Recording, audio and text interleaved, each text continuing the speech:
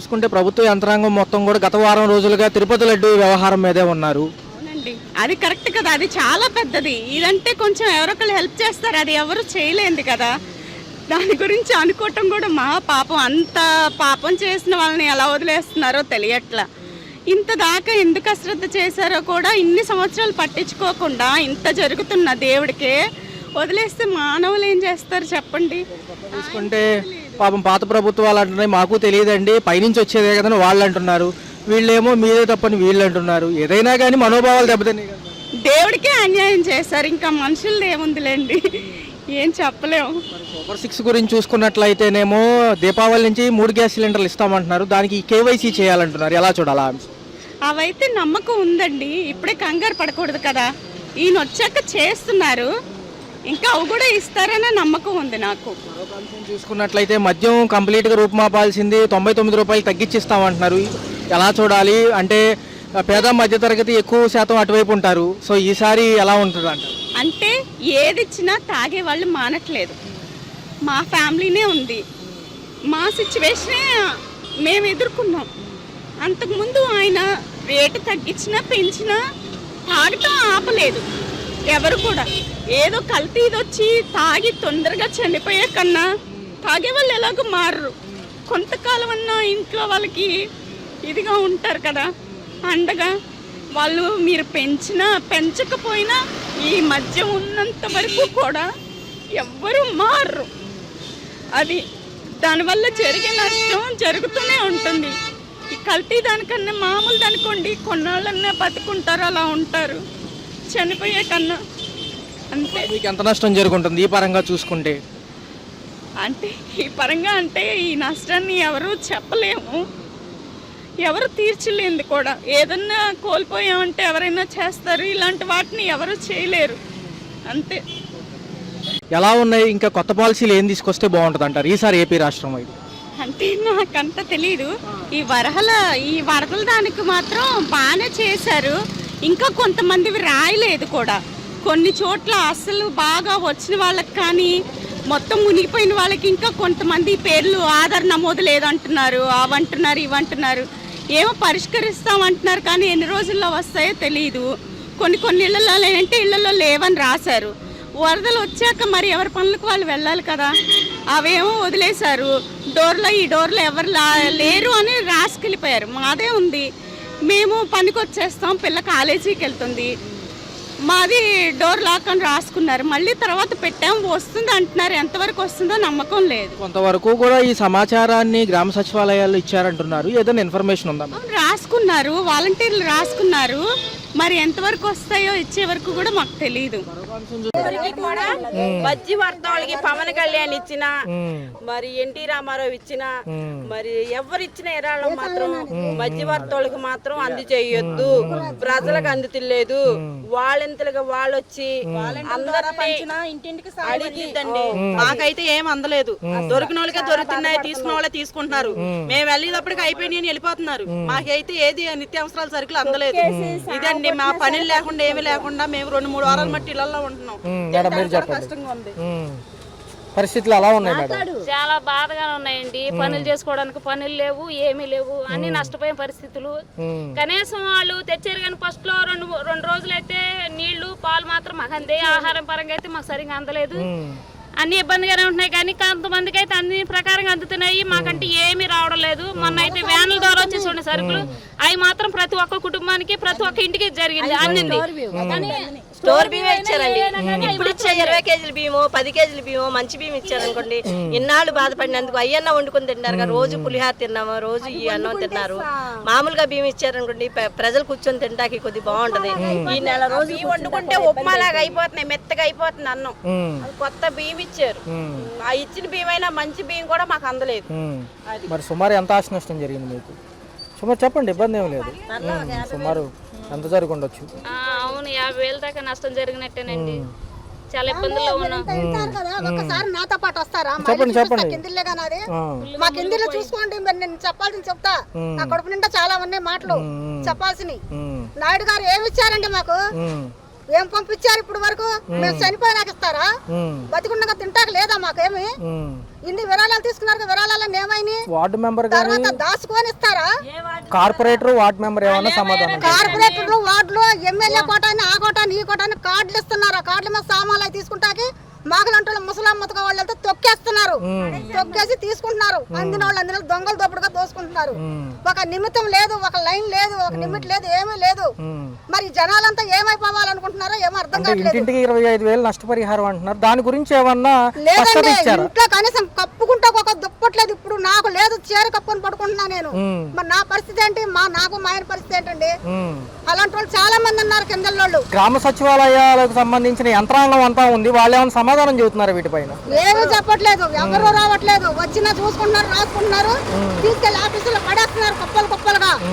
మా రిపోర్ట్లు మా కాగితాలని నేను మరి ఆయనకి చేరేటప్పుడు ఆయన మమ్మల్ని పట్టించుకునేటప్పుడు ఈలోగా మేము బతుకుంటామని గ్యారంటీ ఉందా? గ్యారంటీ ఉందండి. వెళ్ళట్లేదు. ఆయన పంపించేది పంపిస్తున్నాడు, ఈ మధ్యవర్తాలు తినేస్తున్నారు. ఈ ప్రజలకు మాత్రం రావట్లేదు. లేనోళ్ళు లాగా ఉంటున్నారు, ఉన్నవాళ్లే బాగుపడుతున్నారు, ఉన్నవాళ్ళు ఉన్నవాళ్ళకి అందిస్తున్నారు. వాళ్ళంటే లేనోళ్ళకి ఏమి లేదు. గోండా అమ్మగారు ఓట్లు అడగడానికి వచ్చారుగా, పవన్ కళ్యాణ్ వచ్చాడుగా, అందరూ వచ్చారు కదండి. విజయశాంతి రోజా వీళ్ళంతా వచ్చారుగా. మరి మాతో పాటు ఒక రోజు ఉండమనండి, ఇక్కడ ఒక రోజు తిరగమనండి, ఒక్క ఇంటినన్నా పరిశీలించమనండి. ఏం తింటున్నారో ఏంటో ఏంటి పరిస్థితి ఏంటో అని. ఏమి లేకోకుండా ఎవరికి నాయకులకి ఇచ్చాము, ఎమ్మెల్యే కోటా ఇచ్చాము, కార్పొరేటర్ కోటా ఇచ్చామంటే వాళ్ళు దోసుకొని మిగిలిన ముసలి వాళ్ళకి ఎవరికి అందట్లేదు. ఇక్కడ ఏమేను తింటాక తాగటాకే. మరి మా ఇళ్లలో సామాన్లు, మా ఇల్లు ఏమైపోవాలి? మా ఇల్లు ఏమైపోవాలండి? మేము ఎలా బతకాలండి? మా వ్యాపారాలు పోయినాయి, ఇల్లు పోయినాయి, అన్ని పోయినాయి. వండుకుంటా బొచ్చులు కూడా లేవు.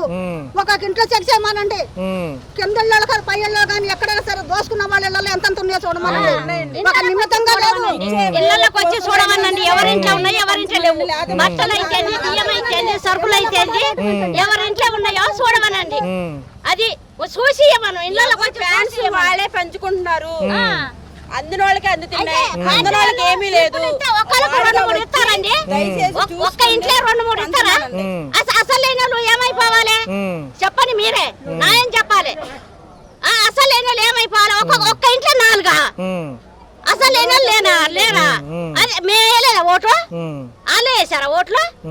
అది పై వాళ్ళు వేయలేదా ఓట్లు? ఎవరు కింద వాళ్ళు వేసారా?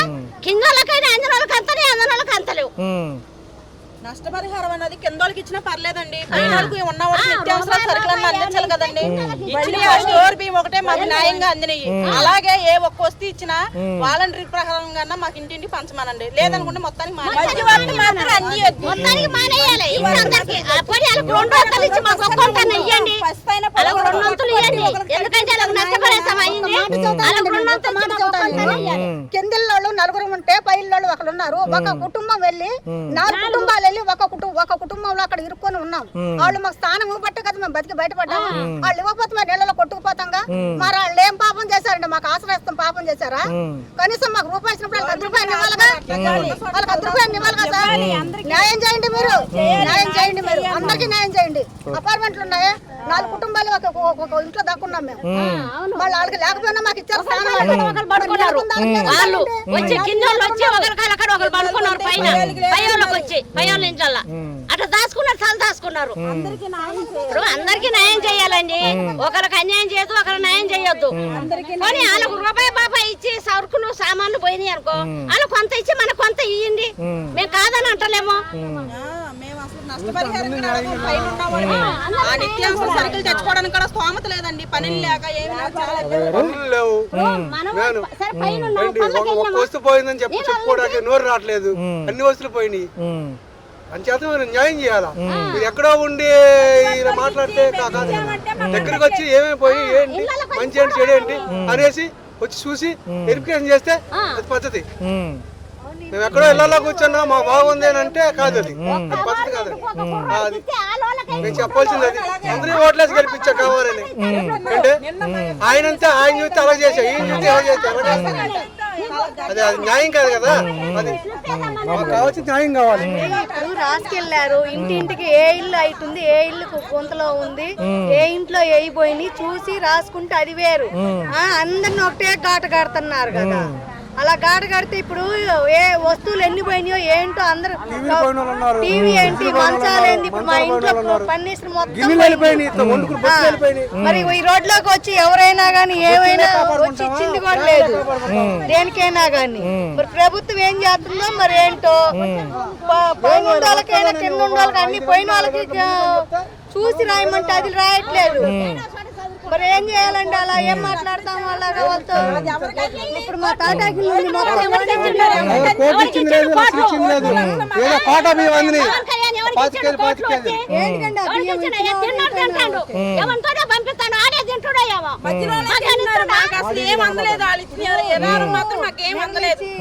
ఇల్లు పడిపోయిన ఏం చేస్తున్నారండి అవి చూడకుండా రాయకుండా ఉన్నారు ఏంటమ్మా అంటే రాసాం ఏడు రాసామని అంటారు అధికారులు ఏం చేస్తున్నారో కూడా నాకేం అర్థం కావట్లేదు మరి ఈ రోడ్లో మరి ఏం పాపం చేసుకుందో ఏమో ఇండ్లు చూసి రాయాలి ఎవరైనా గాని ఏం పోయినాయి ఏంటి అని ఇళ్లలో చూడకుండా రాసాము చేసామని అంటే ఏం తెలుతుందండి ఏ ఇంట్లో ఎన్ని పోయింది పేదల సమస్య పైన నాకు అత్యంత అవగాహన ఉంది, మీ సమస్యలు తీరుస్తానని పవన్ కళ్యాణ్ గారు ఏమయ్యారు గత వారం నుంచి అంటున్నా మరి నేను వాళ్ళకి తెలవాలి పెద్దోళ్ళకి మాకేం తెలుసు మాకు టీవీ లేదు ఏమీ లేదు ఫోన్లు లేవు చూస్తానికి ఎవరికి ఏమంటాం. గత 2 రోజుల నుంచి కూడా తిరుపతి రోడ్డుకు సంబంధించి నెయ్యి బదులు గేదెల కొవ్వు పశువుల కొవ్వు వాడారని చెప్పి ఆ అంశం మీద ఉన్నారు ఆయన.